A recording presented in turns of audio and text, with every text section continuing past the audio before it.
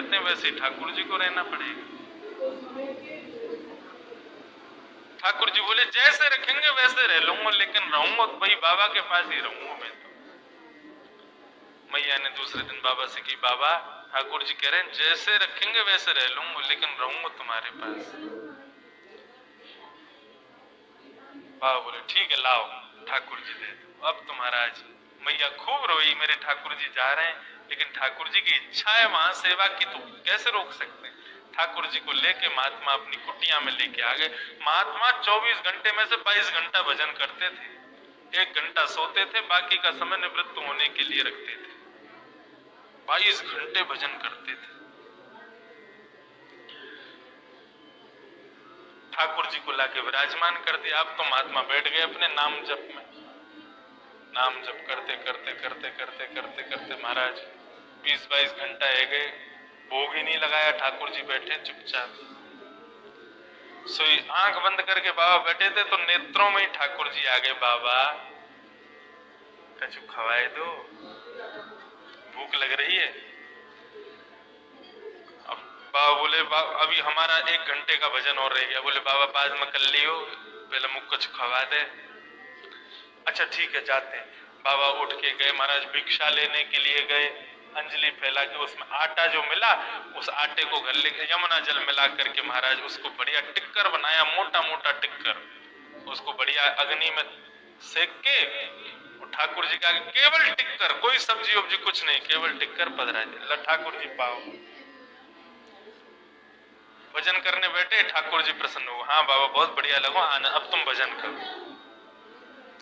भजन करते करते फिर सो गए अपने निवृत्त, फिर से भजन करने बैठ गए। 20-22 घंटे बाद ठाकुर जी फिर प्रकट हो गए। बाबा भूख लग रही है, अच्छा जाऊं अभी आपके लिए टिक्कर की व्यवस्था करूं।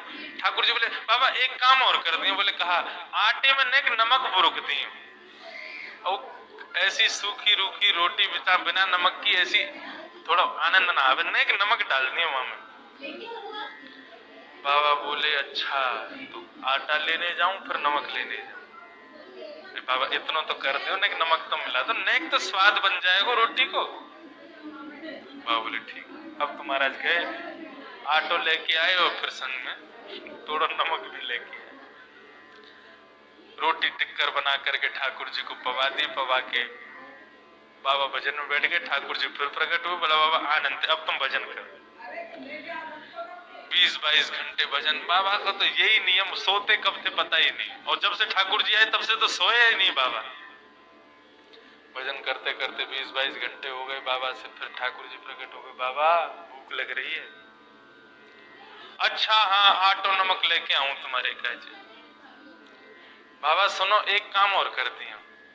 बोले कहा, अब रूखी रोटी निगली ना जाए नीचे, नेकवा में घी डाल दोगे ना तो बढ़िया प्रेम से ले जाऊंगा भीतर। बाबा बोले पहले आटे के टिक्कर पा लिए, वहां में नमक डलवा दियो, फिर घी डलवा लियो, चलो करेंगे व्यवस्था। अब बाबा आटो लेवे जाए फिर नमक लेवे जाए। अब कोई के आते, अब बेचारे के पास स्वयं के धन द्रव्य तो है नहीं, भिक्षा लेके खाते हैं। घी मांगने में पहुंचे किसी के, भाई घी दे दो 1 कटोरी घी, ठाकुर जी को भोग लगा। अब आदमी घी देने में तो सब कुछ आता है थोड़ा। कोई कह रहा बाबा हमारे यहाँ तो रिफाइंड ही रहे, कोई कह रहा बाबा हमारे यहाँ तो सरसों के तेल में ही खामे, बाबा हमारे यहाँ तो डालडा ही रहे। बाबा को बड़ा संकोच लग रहा है कि भैया ये ठाकुर जी आए कि भला आई है मेरे ऊपर,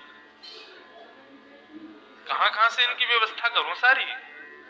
जैसे तैसे घी की व्यवस्था हो गई और ठाकुर जी का बढ़िया टिक्कर आदि बना के वहां में घी डाल के ठाकुर जी का भोग लगा दिया। ठाकुर जी बड़े प्रसन्न, बोले हाँ अब ठीक।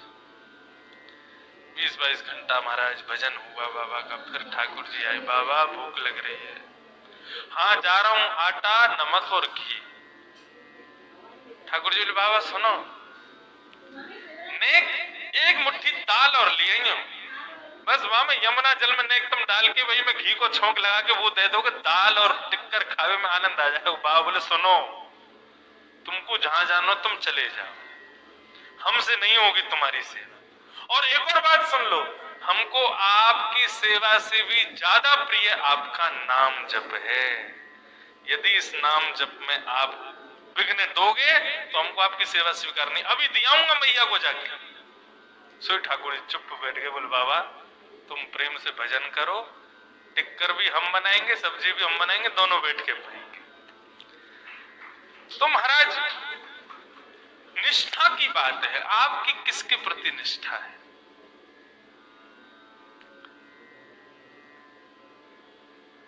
द्रव्य यज्ञ का मतलब होता है ठाकुर जी की सेवा, और तप यज्ञ का मतलब है ठाकुर जी के नाम की सेवा। नाम की सेवा, हमारे वृंदावन में नाम सेवक बहुत है। ठाकुर जी के मूर्ति सेवा में निष्ठा रखने वाले बहुत कम लोग हैं वृंदावन में। वृंदावन में नाम सेवक बहुत है। ठाकुर जी का नाम जपते रहेंगे, दिन रात उनके मुखमंडल पर नाम जप चलता ही रहता है। ठाकुर जी के अंग की सेवा का सुख हर किसी को नहीं मिलता, लेकिन नाम जप की सेवा का सुख सबको मिल सकता है। तो वह है द्रव्य यज्ञ, और नाम जप है तप यज्ञ। और योग यज्ञ, योग यज्ञ किसे कहते हैं? ठाकुर जी के नए नए तीर्थों का दर्शन करना, परिक्रमा करना, तीर्थ यात्राएं करना, संतों की कथा सुनने दूर दूर जाना, संतों के दर्शन करने जाना। कभी रामेश्वरम जा रहे हैं, कभी सेतुबंध जा रहे हैं, कभी कहीं जा रहे हैं, कभी कहीं जा रहे हैं, ऐसे तीर्थ यात्रा करते रहना, इसको कहते हैं योग यज्ञ। योग का मतलब क्या होता है? मिलना। भक्ति योग, ज्ञान योग, ये सब गीता के जो योग है, योग का मतलब मिलना। तो भगवान के तीर्थों का दर्शन करना, संतों का दर्शन करना, वैष्णवों का दर्शन करना, ये योग यज्ञ। तो पहला सत्कर्म द्रव्य यज्ञ, दूसरा सत्कर्म तप यज्ञ, तीसरा सत्कर्म योग यज्ञ, चौथा सत्कर्म स्वाध्याय यज्ञ। स्वाध्याय यज्ञ किसे कहते हैं? वृंदावन आए, पुस्तकालय पर गए, हाँ भाई कोई बढ़िया किताब दिखाओ ठाकुर जी की लीलाएं जिसमें हो। क्या है वो? राधा रस सुधा निधि, उसका पठन कर रहे हैं। राधा रस सुधा निधि जब पूरी हो जाएगी उसके बाद क्या पढ़ेंगे? बोले पर महाराज गीता जी का पाठ करेंगे। गीता जी पूरी हो जाएंगे उसके बाद क्या पढ़ेंगे? बोले वृंदावन शतक पढ़ेंगे। वृंदावन शतक पूरी। इस प्रकार ठाकुर जी के ग्रंथों का अवलोकन करना, वो है स्वाध्याय यज्ञ। और स्वाध्याय यज्ञ से भी श्रेष्ठ यज्ञ क्या है? ज्ञान यज्ञ। श्रीमद् भागवत की कथा श्रवण। इस प्रकार यहां पर 5 प्रकार के सत्कर्म बताए गए: द्रव्य यज्ञ, तप यज्ञ, योग यज्ञ, स्वाध्याय यज्ञ और ज्ञान यज्ञ। सनकादियों ने नारद जी से कहा सर्वश्रेष्ठ है ज्ञान यज्ञ, भागवत की कथा। सत्कर्म सूचको नूनम ज्ञान यज्ञ स्मृतो बुधई श्रीमद् भागवतालापः सतु गीतः सुखादिभिः। श्रीमद् भागवत की कथा सुना दो, ज्ञान वैराग्य ठीक हो जाएंगे। नारद जी महाराज कह रहे गीता से जो काम नहीं हुआ, वेद वेदांतों के पाठ से जो काम नहीं हुआ, भागवत जी वो काम कर देगी। क्योंकि भागवत तो वेद का सार है। स्वयं वेद जिन ज्ञान वैराग्य की वृद्धावस्था को दूर नहीं कर पाए, उनकी वृद्धावस्था को भागवत जी दूर कैसे कर सकती? भागवत तो वेद से उत्पन्न हुई है। नारद जी महाराज बोले भैया भूख लगने पर फल खाया जाता है, फल के वृक्ष को नहीं खाया जाता। वेद वृक्ष है और उस वेद रूपी वृक्ष का फल है श्रीमद् भागवत। तृप्ति फल खाने से होती है, पेड़ कोई खाया थोड़ी जाता है, पेड़ का तो केवल दर्शन किया जाता है। श्रीमद् भागवत फल है, उसका आश्रय लो। जब इस प्रकार नारद जी महाराज का हृदय का अज्ञान दूर किया सनत कुमारों ने, तब नारद जी महाराज ने सनत कुमारों को प्रणाम किया। भाग्योदयेन बहुजन्म समर्चितेन सत्संगमं च लभते पुरुषो यदा अज्ञान हेतु कृत मोह मदान्धकार नाशं विधाय हि तदो दयते विवेक।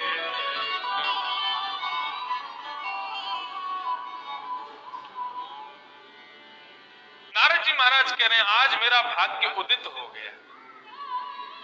आपने इतना अद्भुत मेरे शंका का समाधान किया है कि मैं आनंदित हो गया प्रभु। ये निश्चित ही मेरे पूर्व जन्मों के कुछ शुभ लक्षण शुभ कर्म का फल होगा कि आज एक संत ने मेरे हृदय की भाव को पूर्ण किया।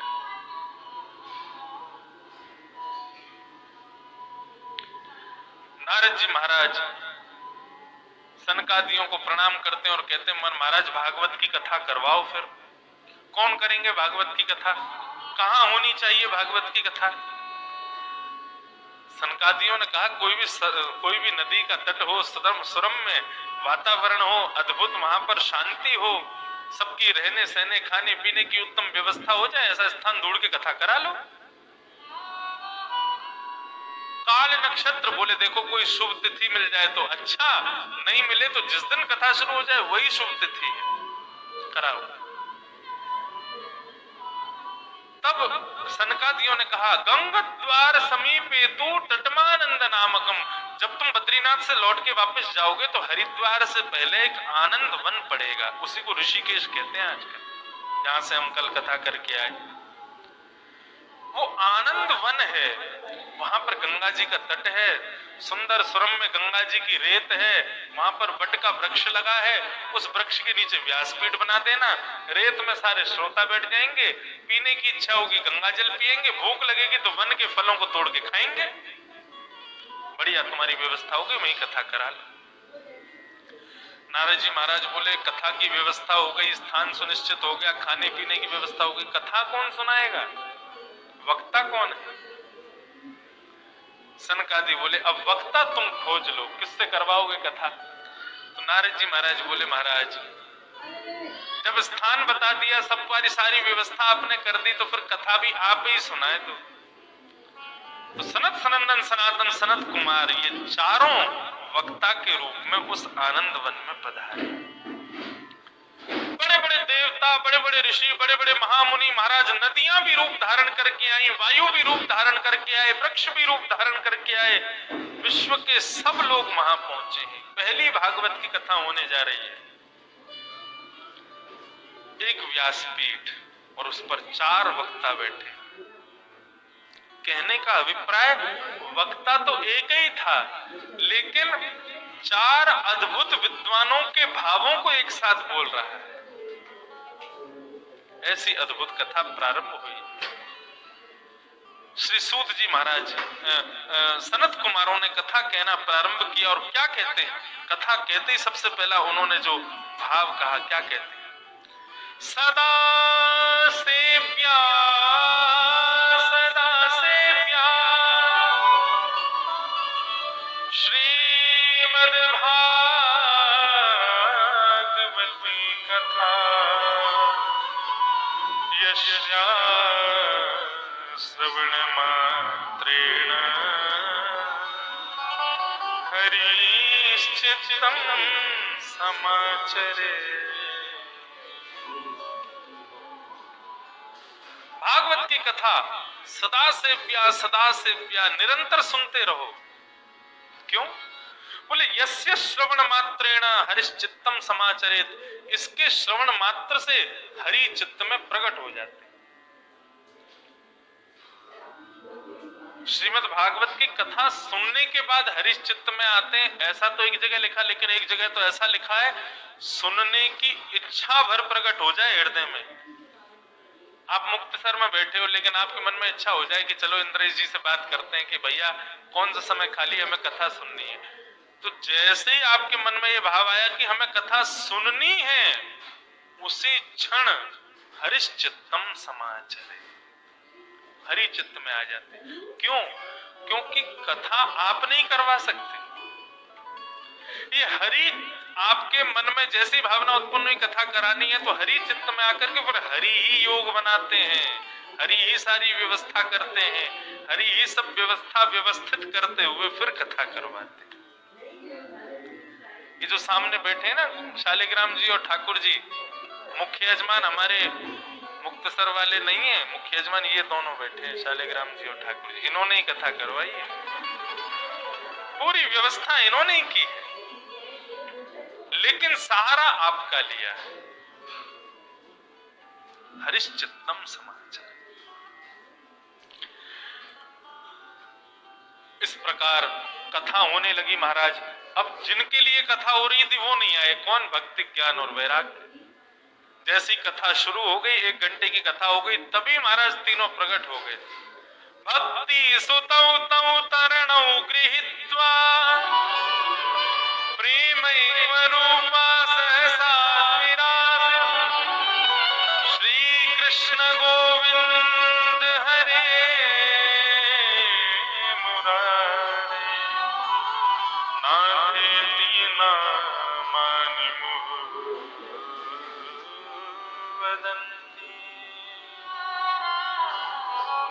नाथेति नामानि मुहुर्वदन्ति।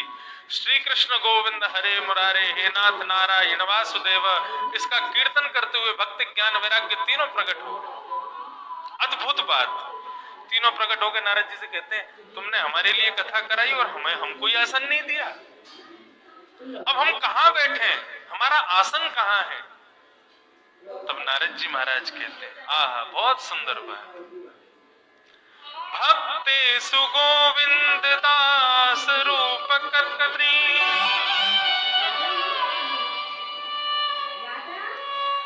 भक्ते सुगोविंद स्वरूप कर्त्री, प्रेमैक धर्त्री भवरोग हन्त्री, सात्वं च तिष्ठस्व सुधैर्य संशया, निरन्तरं वैष्णव निरंतरम वैष्णव मानसानी।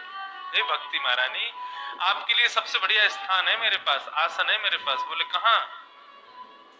बोले जितने भी श्रोता बैठे हैं ना, इनके हृदय रूपी आसन पर जाकर के आप विराजमान। भक्ति ज्ञान वैराग्य के समस्त श्रोताओं के हृदय में विराजमान हो गए और सारे श्रोता भुजा उठा करके कीर्तन करने लगे। सकल भुवन मध्य निर्धनास्तेपि धन्या। कोई व्यक्ति यदि धनवान निर्धन है लेकिन उसके हृदय में भक्ति है, संसारिक व्यवहारिक धन उसके पास नहीं है लेकिन उसके हृदय में भक्ति बहुत है, तो उसके भक्ति हृदय में आने से, भक्ति का सूत्र किससे बंधा हुआ है? भक्ति का सूत्र बंधा हुआ है भगवान से। तो किसी के हृदय में भक्ति आएगी तो भगवान जरूर आएंगे, और भगवान का सूत्र बंधा हुआ है लक्ष्मी से। हृदय में किसी की भक्ति आ जाए तो भक्ति के सूत्र से बंध के भगवान आ जाएंगे, और भगवान के सूत्र से बंधी बंधी लक्ष्मी चली जाएगी। लेकिन हम लोग क्या है, उल्टी ट्रेन में चढ़ना शुरू कर देते हैं। लक्ष्मी चाहते हैं, धन चाहते हैं, भगवान जहां जाते हैं लक्ष्मी वहां जाती है, लक्ष्मी जहां जाती है वहां भगवान नहीं आते। भगवान तो भक्ति के पीछे चलते हैं। अहम भक्त पराधीन, भगवान भागवत में कहते हैं भक्ति जहां जहां जाती है मैं पीछे ऐसे चलता हूं जैसे गैया के पीछे उसका बछड़ा चलता है, ऐसे चलता हूं। तो भक्ति महारानी कौन है? बोले गैया, जहां जाएगी उसके पीछे पीछे ही जाऊंगा, और मेरे पीछे पीछे चलती रहती है कौन? लक्ष्मी। अब जिसने लक्ष्मी की इच्छा रखी हो, जिसके यहाँ लक्ष्मी गई हो, वहां भक्ति और भगवान मुश्किल से पहुंचते हैं। लक्ष्मी के संग भक्ति हो तब भगवान पधारते। इस प्रकार भक्ति महारानी के ज्ञान वैराग्य को पुनः पुष्ट किया।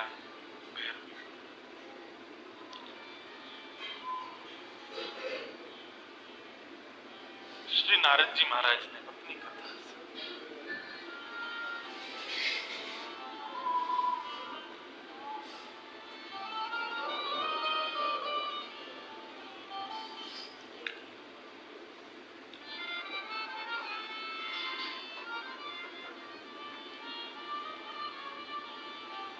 आप लोग सोच रहे हैं इकार लगाया कि नहीं, ये भैरवी है कि भैरव, जो इच्छा हो बजा। सनत कुमार व्यासमंच पर बैठे, भक्ति ज्ञान वैराग्य के सहित असंख्य श्रोता बैठे। तब नारद जी महाराज ने प्रश्न किया, और नारद जी महाराज ने प्रश्न करते हुए पूछा, हे प्रभु,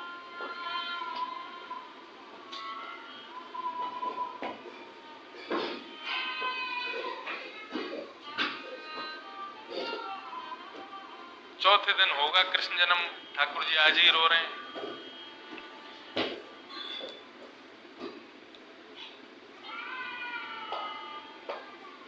के विशुद्धन्ति वदन्तु मह्यम्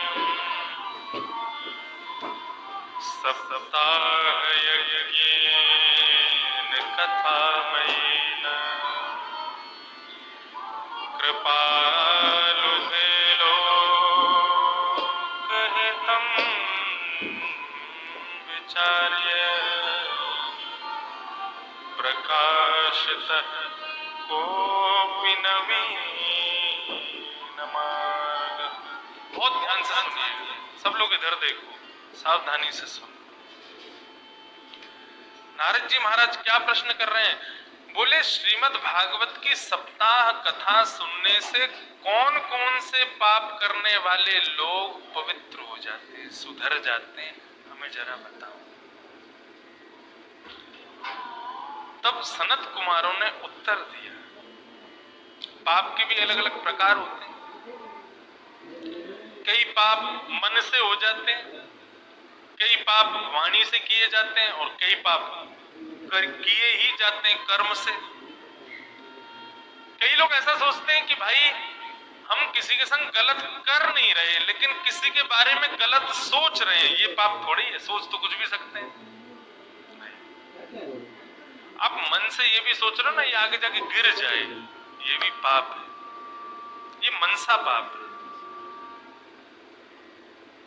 आप किसी के बारे में मन से बुरा नहीं सोच रहे, किसी के संग गलत कर नहीं रहे, लेकिन किसी को गलत बोल रहे हो तो तुम मर जा, ये भी पाप है, ये वाणी का पाप है, वाणी का पाप। केवल क्रियान्वित पाप को ही पाप समझ के बैठ जाते हैं हम लोग, मनसा और वाणी के पापों को भूल जाते हैं। दो भाई केदारनाथ की यात्रा पर जा रहे थे, तो मार्ग में एक वैश्यालय दिखाई दिया। उस वैश्यालय के ऊपर अति सुंदरी एक वैश्या खड़ी थी।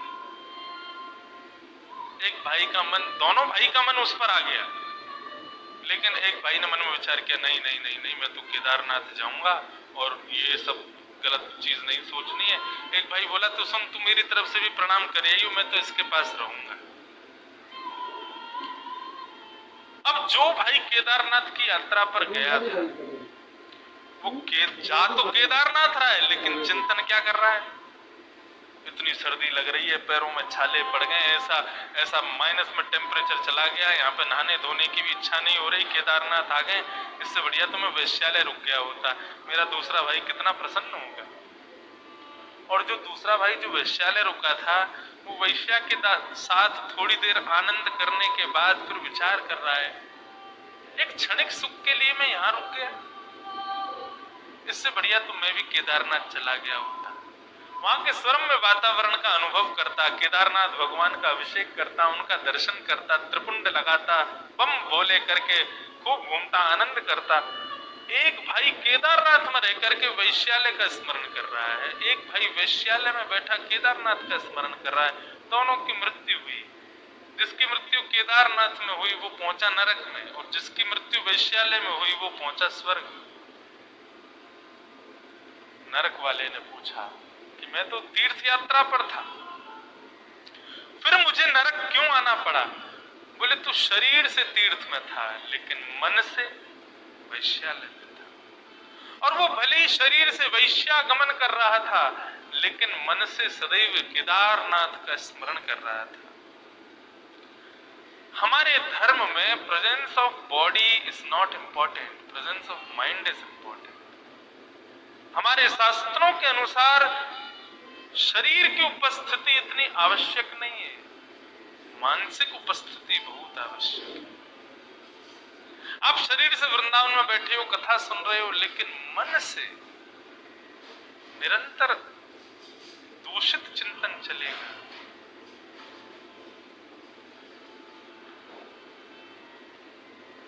तो वो श्रेष्ठ नहीं माना जाए।